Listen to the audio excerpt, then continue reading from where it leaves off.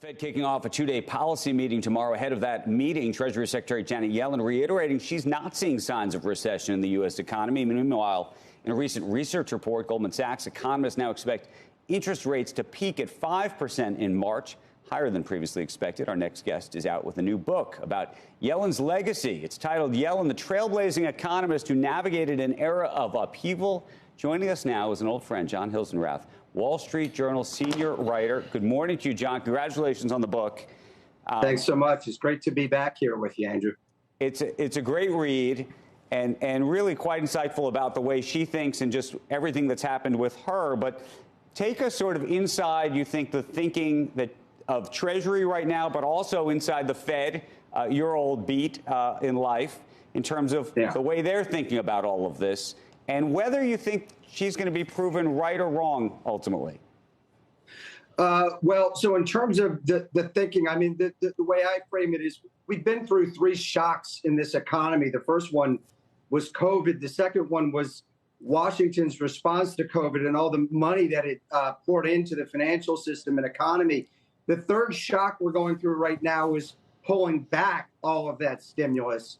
And, I think the thinking at the Fed and the thinking at the Treasury is that it has to happen and it could cause some pain, but that's the pain you're going to have to endure to get rid of inflation.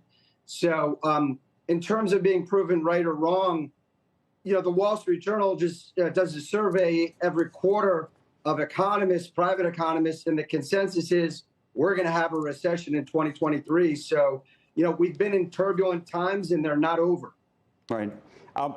Help us with this. This is a sort of, I don't know if it's a Janet Yellen piece of trivia or not.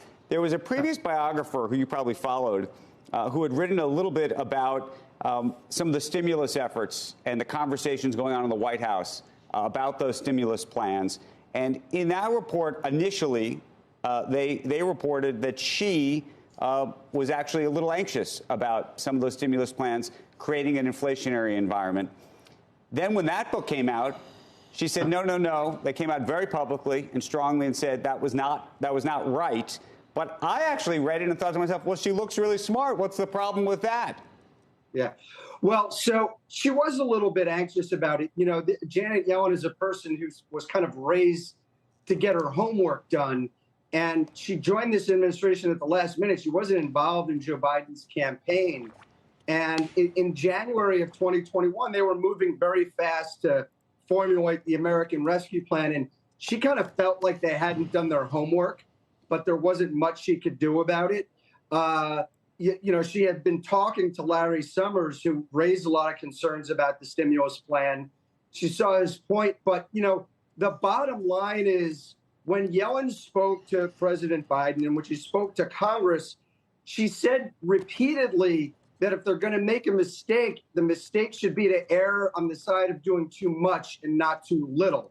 So I don't think that we can let her off the hook. I mean, she basically blessed the program, even though she was a little anxious about how fast it was moving and how aggressively they were moving.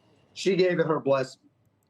And then, John, maybe you can read some of there's a sort of a parlor room game going on about, whether she's going to remain in this job, whether she's going to leave the job, and if she leaves, who might take it over.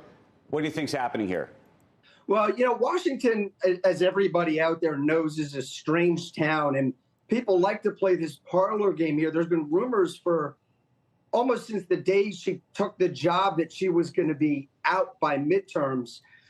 She actually didn't want the job at the beginning. She turned Biden's emissaries down when they first offered it to her.